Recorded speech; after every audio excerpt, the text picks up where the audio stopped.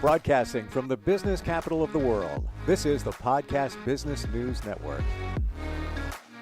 I'm so happy there is somebody like her around to help us when those times come up. And she is somebody that helps people deal with, move through grief and the grieving process. And last time we got together, we talked about all different types of grief. The first one that comes to mind is the passing of a loved one, but there can be grief from a relationship that ended. Massive grief left over from that, where you need to move your life forward, but sometimes you get stuck. And she is a grief therapist and also a trauma specialist as well. And she's back with us today. So great to have Georgena Grace on the program. Welcome, Georgena. How are you? I'm wonderful, Steve. Thank you so much for having me back today. You bring such clarity through the grieving process, and you have such empathy and understand what many of us go through, have gone through. I want to hear your story before we get to some really great centering tips to deal with grief. How did this all, your journey in helping people grieve, how did it begin for you?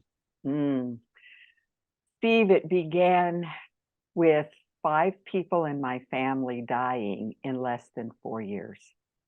3 of those were sudden deaths, and 2 of those were illnesses. So I had a wide experience of loss and the natural consequence, which is grief.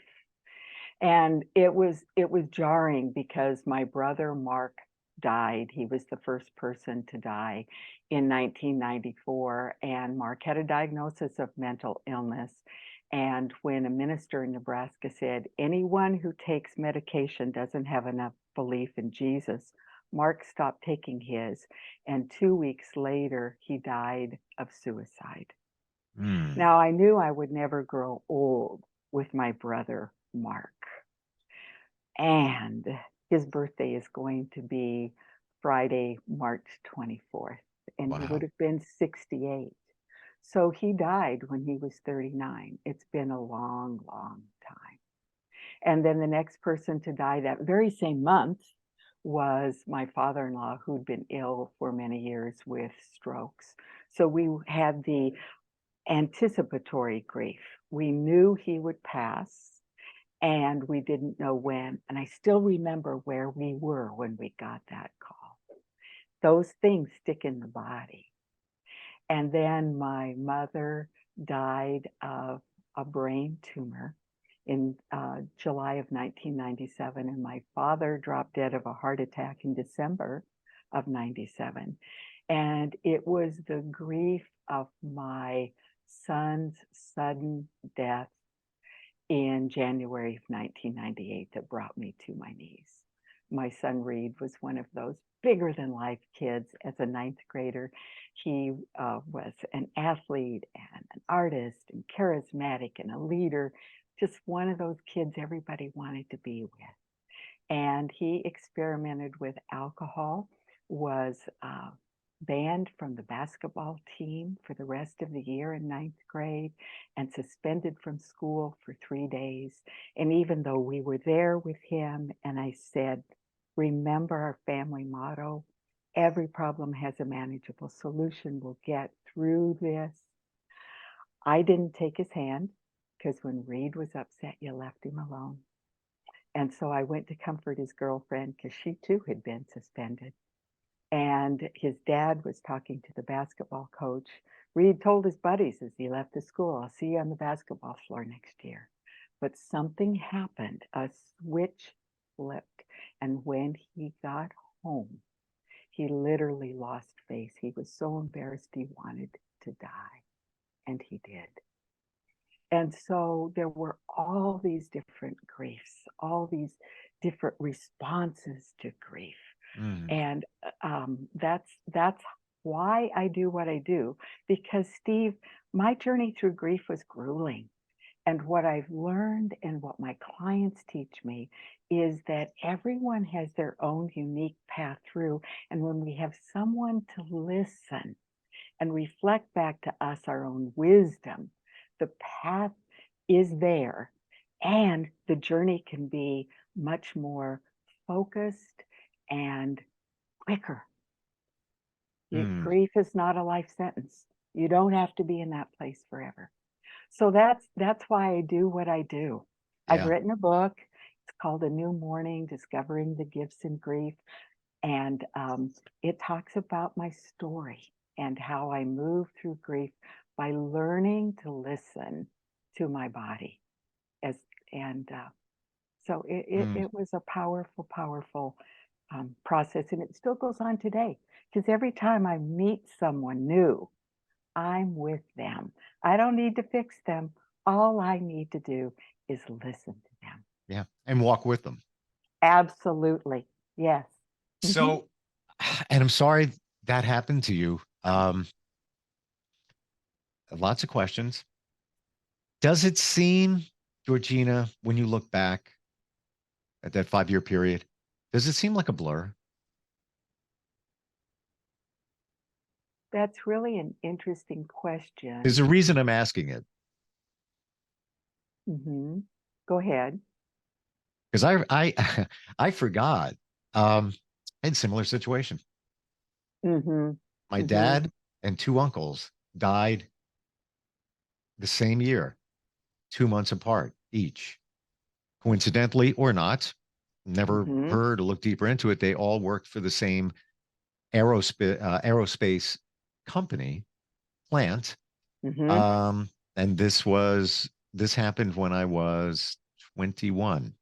Oh. And it was one of the uncles, never fully determined, could have been a suicide, but not 100% sure. Hmm. Um, my gut tells me it probably was. But Hmm. my dad, sudden heart attack, just dropped. Yeah. And No goodbye. Just like me. My dad died of a heart attack. yeah, yeah. And so there's no goodbye with sudden death. So everyone's response, Steve, is different. What does happen to all of us is chemicals flood the brain and we are put on high alert. Everything becomes hypervigilant. And for many people, then they remember, and for others, numb. And so that blurring that you asked me about, and perhaps you experienced with that year of walking through just not knowing where you were going.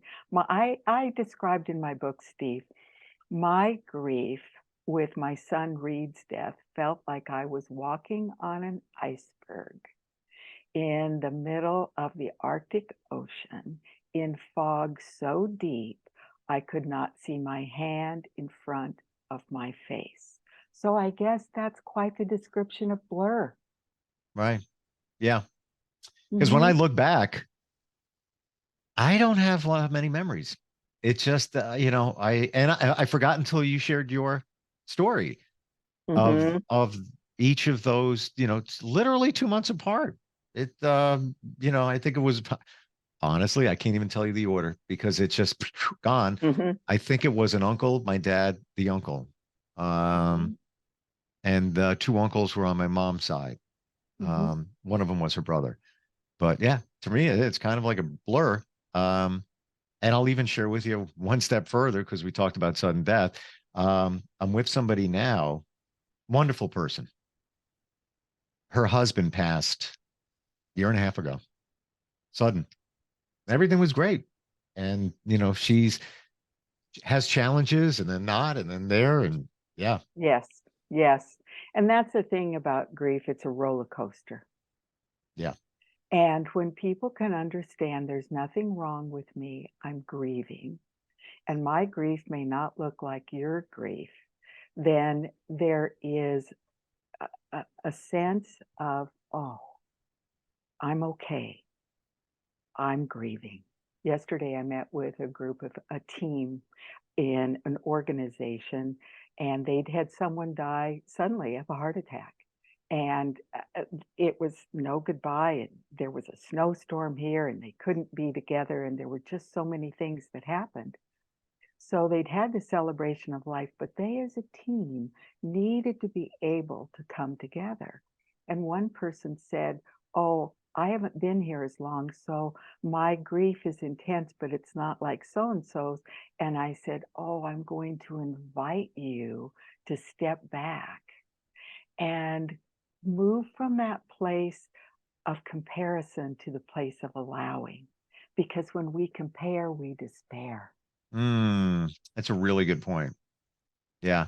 And also if you compare to somebody else's grieving or situation, many times guilt comes in because Exactly. you may have moved quite well forward. And then you Hmm. look, and then that person is still in a very grieving state, and you're like, "Oh, well, I should probably be doing that right now." But you did have the fortitude to move forward, and now it takes you Exactly. steps back. And we're very fortunate in my lifetime. I've been wanting to know, what does the grieving brain look like? And there's so much research out there. And grief is a process that healthy grief has been researched to be 2 years. Now, those of us who have had a child die, my experience with that, it's usually 5 years. But for people to understand, hey, grief can be anywhere from 90 days to 2 years. I am in this, and I may go from that place where I had a fabulous week, and then the next week I don't want to get out of bed. I want to stay under the covers. Again, there's nothing wrong with you. Take a look at it. Don't resist it. Be curious. What's going on here? And what's the most kind and loving thing I can do for myself right now? Mm, that's a really good point. Even if somebody's not grieving, so many of us don't take the time to care for ourselves. That's right. Yeah. Hmm. And my discovery with this horrific grief journey was self-care is essential to moving through and beyond your grief. And last time we talked about the fact that grief never goes away, it becomes different. So those first 2 years, I was in that raw grief and fragile grief, barely holding myself together. And now I live in this place of gentle grief where from time to time, grief will bubble up like an underground stream, or it'll gush up like Old Faithful, but it's not the duration of intensity that it Right. was initially. Yeah. It's just a short reminder. Mhm, mhm. Ups up. And I'm so grateful that you've asked these questions and we've had this discussion now because we're a very grief illiterate culture and we're a grief phobic culture. And we're a Mm, great culture where information is important. And so when we have true information based on scientific research and people who have move through and beyond grief, it can be a boost. It can be guidance and hope for people. yeah. And it's interesting in our society, we have to appear to people to be strong. Yes. It's unfortunate that we don't, Hmm. we take, depending on the situation, a few days, a week off. Other cultures take a month off. Hmm. Hmm. And it's okay to show your feelings there. Exactly. Exactly. And so one of the things that I said to the group yesterday is that unfortunately, we who are in this acute grief are the ones to educate those around us who are uncomfortable with our grief. So I invited the people yesterday on this team, instead of saying, hi, how are you? To say to one another, how are you in this moment? Because if every single listener today did that, what that does is it brings us into the present moment and people can really check in Mm, and they can say, yeah, not so good. Or they can say, in this moment, I'm glad to see you. yeah. How are you in this moment? And so, what that does is that gives us that heart connection in the present moment with one another. So, we are in that place of vulnerability when we're answering the question, but we're also in the place of authenticity where we can really say how we are. And see, with all the people listening today, we can make a difference in the culture with that simple question. It's so, so powerful, Georgina, because if you live in the moment and you focus on the moment, or you help others to focus on the moment, you're not thinking about the past, which can lead to depression. You're not thinking about the future, which can lead to anxiety. And how do I mean that in the grieving process? Okay, somebody passed away, major holiday coming up. Mm-hmm. Now you're thinking about it. Could be a month away. Thinking about it, anxiety. Now, think of Yes. now, this moment. And then you don't Mm-hmm. have those things around you that, I don't want to say get in the way, but they kind of get in the way of life where you, They if you're do. just moving forward in this moment, you're much better. And I appreciate you saying that. And actually, I'm gonna message some friends what you just said, Mm-hmm. Yes. because even when somebody's grieving, as I hear it, like one of the worst things to hear is, "How are you doing now? How are you?" Oh, yes. Oh God, it's like it comes from a good place, but it's the last thing that people grieving want to hear. Exactly. Where when we say, how are you in this moment? It allows all of us to get out of our head and into our body. And I really appreciate the example that you just gave of the holidays coming up and what am I going to do? So I always educate people to make a plan, because what we know, if you fail to plan, you're planning to fail. And so, how do I want to experience this? This may be the year where it's a low key birthday for me. I don't feel like celebrating my birthday. These are some things that you can do. And you can let the people around you know. I'm very gentle when I write a birthday card to someone in that first 5 years of that loss, and just say, today I invite you to allow us to celebrate you and be able to take that in. I hope people get this because it's so important. It really is. Well, and people don't know what to say. That's So just it. these are examples of Right. what to say. Yeah. I wrote the book because it's like, what to say, what to give to a person when you don't know what to say. I don't know what to say, but this woman does. I don't know what to say, but listen to these words. It's so true. We I, don't know how to navigate through these tough times, and especially if somebody's passed, and let's say it is a husband, you know, people want to help, but they don't know how to bring that forward in terms mm-hmm, of how you getting by, how's the lawn doing? Do you need some help there? mm-hmm, It's how you say it exactly. means everything. And I'm going to invite all of the people listening in this moment to have the courage, because I'm giving you permission to say their name. Because you see, they won't be forgotten as long as we say their name. So I see you're Hmm. looking I'm kind of trying puzzled I'm here, trying to put that together. Yes. and you're trying to put it together, and I appreciate it so much, because one of the things that happen for those of us who've had a beloved person or a pet die is we want to say their name. We want to talk about them. We want you to listen. And we absolutely get that glazed look in your eyes, or that frightened look, or that eye roll that says, oh no, here you go again, you're talking about them.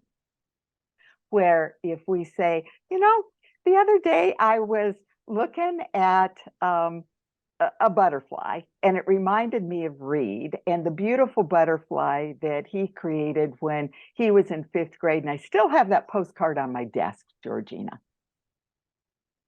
Hmm.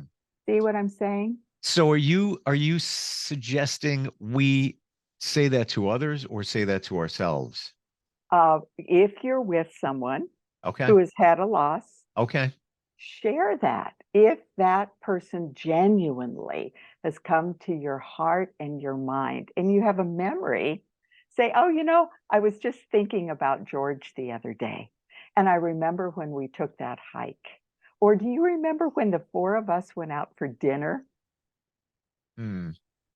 So what you're saying is if you're with somebody who's grieving someone, to bring them Mm-hmm. up, to bring them Mm-hmm. up in a positive way, Absolutely. because you're showing them that you're not trying to, be careful, cautious. You're embracing them. You remember them. Exactly. Okay. Mm-hmm. Mm-hmm. Hmm. And you're present with that person. And you'll meet, and they may start to cry. And your job, that's funny that I use that word, but your mission, should you choose to accept it, is to stay present and to know that you've done nothing wrong. That is why many of us are afraid to say something because we don't want to be the one to trigger tears or That's an right. emotional response. Part of that is we don't want to be responsible for that. The other part of that is we don't know how to handle it if that happens. Exactly. Mm-hmm. Yeah. Mm-hmm. Mm-hmm. So it's just Yeah. have the courage if it's genuine and you can't Absolutely. you have to really feel it. You Mm-hmm. can't just bring it up. Yeah, I just want to say something to show them that I'm connected. No, it has to be a genuine memory, a genuine thought. Because I always say you can spot a phony if it's not coming from within. It's not going to Mm-hmm. be heartfelt and genuine. We're Exactly. I can't believe we're almost out of time. So I want to go into um,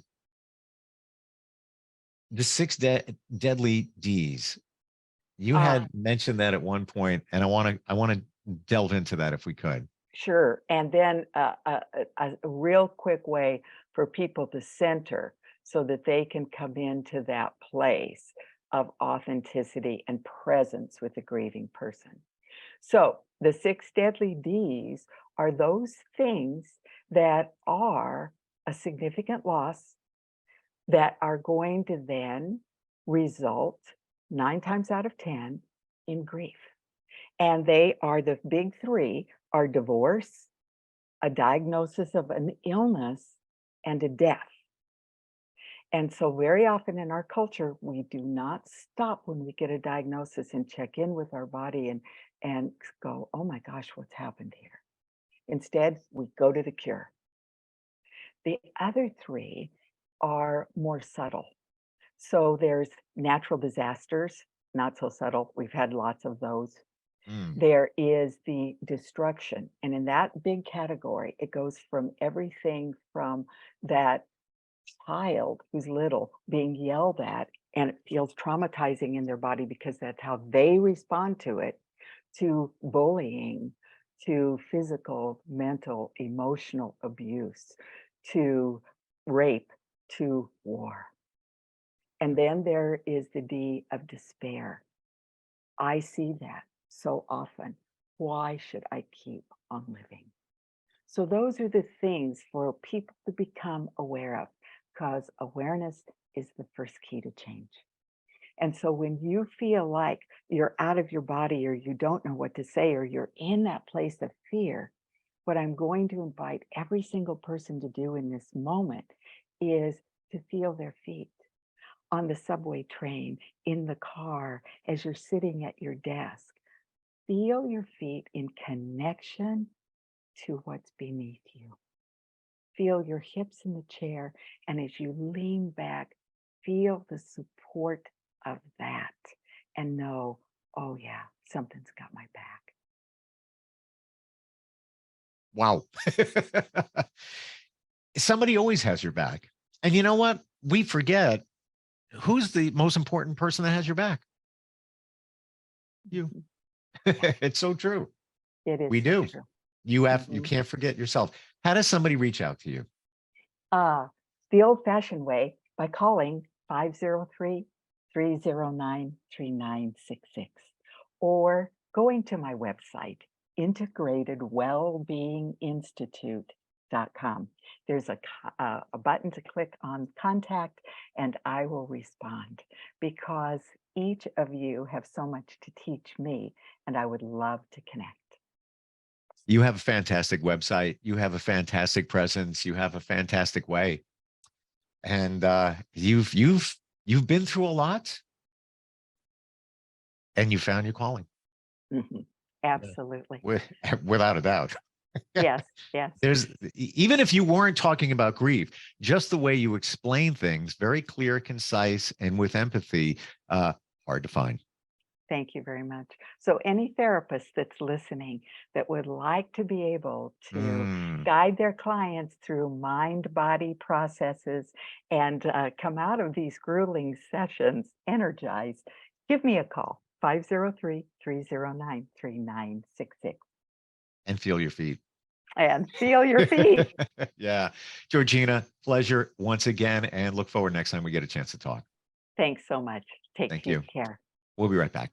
Are you looking for even more of the podcasts and hosts that you love? The Podcast Business News Network is proud to announce that you now have even more ways to listen live. Check out the MyTuner Radio, online radio box, and Simple Radio apps on iOS and Android, or find us online. Search for Business News Network on mytuner-radio.com, or search Podcast Business News Network on streama.com and onlineradiobox.com/US. Take your podcast on the go and don't miss a minute of the action.